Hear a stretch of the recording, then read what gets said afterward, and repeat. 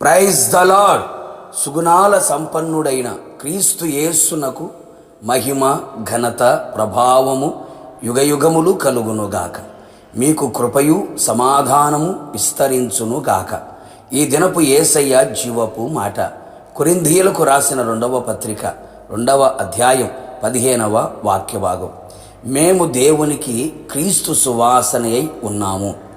యేసయ్య నామమునకు మహిమ కలుగునుగాక. మనము చీకటిలో నుండి ఆశ్చర్యకరమైన తన వెలుగులోనికి మనలని పిలిచిన వాని గుణాతిశయములను ప్రచురము చేయు నిమిత్తము ఏర్పరచబడిన వంశముగాను, రాజులైన యాజక సమూహముగాను, పరిశుద్ధ జనముగాను, ఆయనకు సొత్తైన ప్రజలముగాను ఉన్నవారలారా, మనమందరము క్రీస్తు రక్తముతో కొనబడి కడగబడితిమి. బాప్తిస్మము ద్వారా క్రీస్తును ధరించుకొంటిమి. క్రీస్తు ఆత్మను పొంది ఆయన వారముగా మారితిమి. క్రీస్తు వాక్యముతో మన హృదయములను నింపుకొని పరిశుద్ధ సంఘముగా మారితిమి. క్రీస్తును ప్రభువుగా మన హృదయములో ప్రతిష్ఠించుకొని మనము క్రీస్తు యేసునకు కలిగిన మనస్సు కలవారమై ఉండవలెను. క్రీస్తు యేసు ప్రేమకు పత్రికలమై జీవించవలెను. క్రీస్తు అడుగు జాడలలో నడుచుచు, క్రీస్తు యేసు వైపు చూచుచు ఈ ఆత్మీయ ప్రయాణములో, లోకములో, సంఘములో, సమాజములో, కుటుంబములో క్రీస్తు సువాసనను కనబరిచేవారముగా ఉండవలెను. ప్రజలు మనలో నుండి క్రీస్తును చూచేవారై ఉండాలి.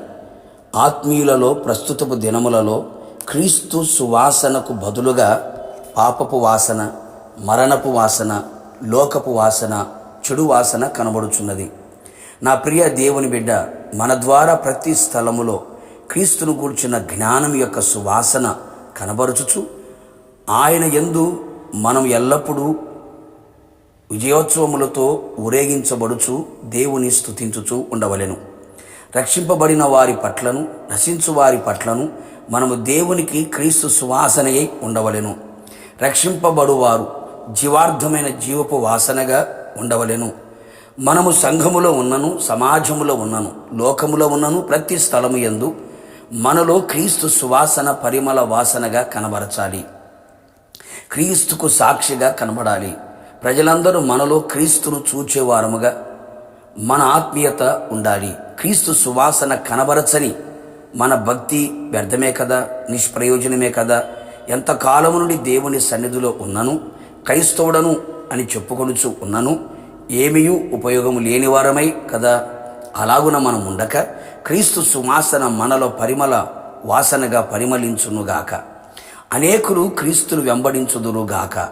అవును, మనలో క్రీస్తు ప్రేమ అనే సువాసన కనబడాలి. క్రీస్తులో ఉన్న పరిశుద్ధత అనే సువాసన కనబడాలి.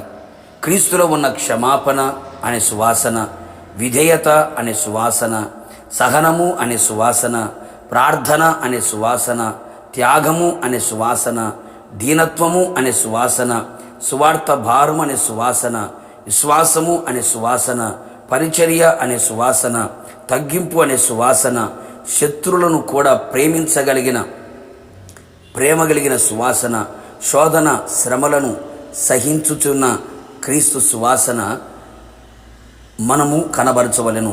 ఇలా క్రీస్తులో ఉన్న ప్రతి స్వభావమును సువాసనగా మనలో నుండి వెల్లడి చేయబడి క్రీస్తు యేసునకు పత్రికలమై, క్రీస్తు సాక్షులమై, క్రీస్తు రాజ్యమునకు సిద్ధపడెదము.